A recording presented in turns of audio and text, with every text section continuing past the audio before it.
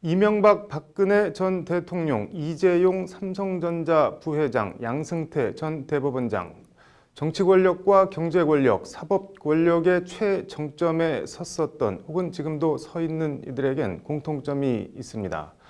바로 피의자 신분으로 검찰 포토라인에 섰다는 점인데요. 여러 부작용과 논란 때문에 법무부가 피의사실 공표 금지 등이 포함된 포토라인 제도를 원칙적으로 폐지했는데 이 포토라인 폐지가 위헌이라며 제기된 헌법 소원을 헌법재판소가 정식으로 심리합니다.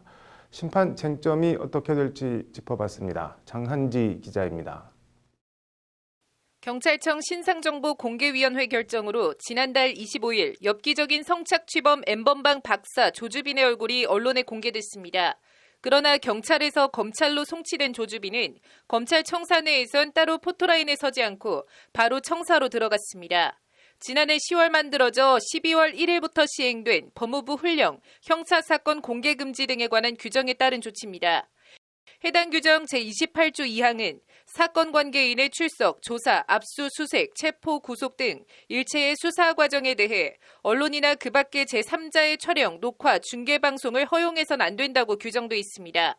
일부 예외 조항이 있지만 원칙적으로 포토라인에 세우거나 피의 사실 등 수사 관련 내용을 일체 누설하지 못하도록 한 겁니다. 검찰이 피의 사실을 흘리며 피의자를 포토라인에 세워 망신을 주거나 언론 플레이를 한다는 등의 지적과 부작용을 차단하기 위한 조치입니다. 하지만 당시 조국 전 법무부 장관 부인 정경심 교수 소환과 관련해 왜 하필 지금 포토라인 금지냐는 지적과 함께 공인의 경우 포토라인에 세워야 한다는 반론도 만만치 않았습니다. 이에 지난달 24일 권모 씨는 해당 규정이 국민의 알 권리를 침해해 위헌이라며 헌법소원을 제기했고 헌재는 최근 해당 헌법소원을 전원재판부에 회부한 것으로 확인됐습니다. 헌재는 앞서 지난 1월 시민단체 서민민생대책위원회가 언론자유 등을 침해한다면 헌법소원에 대해선 법무부 훈령은 대내적 효력만 가질 뿐 공권력 행사로 보기 어렵다며 각하한 바 있습니다. 포토라인을 금지한 것이 헌법 심판 대상인 공권력 행사로 볼 수 없어 본안 심리를 할 필요가 없다는 취지였습니다. 검찰은 이미 신상과 얼굴이 다 공개된 조주빈에 대해서도 해당 규정을 적용해 포토라인 설치를 제한하면서 논란이 일었습니다. 헌재가 한 번 각하했던 포토라인 폐지 헌법소원을 정식으로 심리하기로 한 것은 이런 논란과 향후 유사한 헌법소원이 이어질 것 등을 감안해 해당 조항의 위헌성과 타당성 여부를 살펴보기 위한 것으로 보입니다.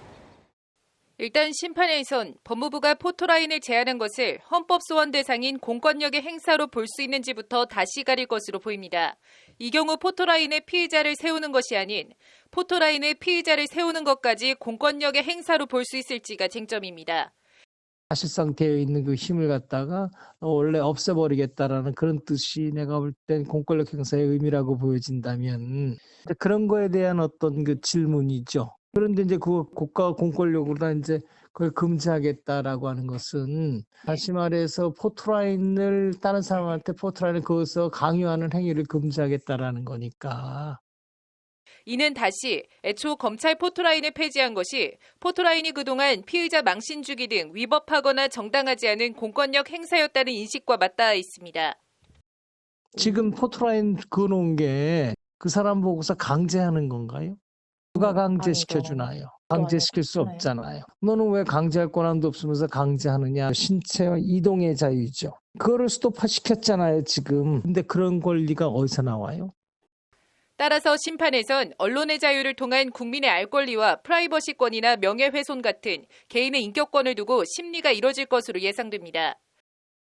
국민의 알 권리하고 가장 첨예하게 대립하는 게 일반 국민의 명예하고 국민의 알 권리하고 많이 충돌이 되죠. 수사 내용을 알리지 않거나 피의 사실을 알리지 않으면 국민의 알 권리를 침해하게 된단 말이죠. 그러니까 그게 서로 상반되는 거예요. 소상권 내지는 명예권을 침해하는 것이 되느냐, 국민의 알 권리가 우선이냐, 그 부분이 이제 쟁점이 되겠죠.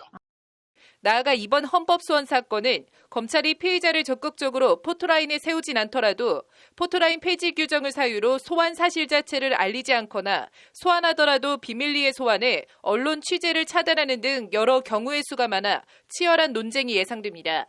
포토라인 폐지 헌법소원을 전원 심판대 위에 올려놓은 헌재가 어떤 심리 과정을 거쳐 어떤 결정을 내릴지 주목됩니다. 법률방송 장한지입니다.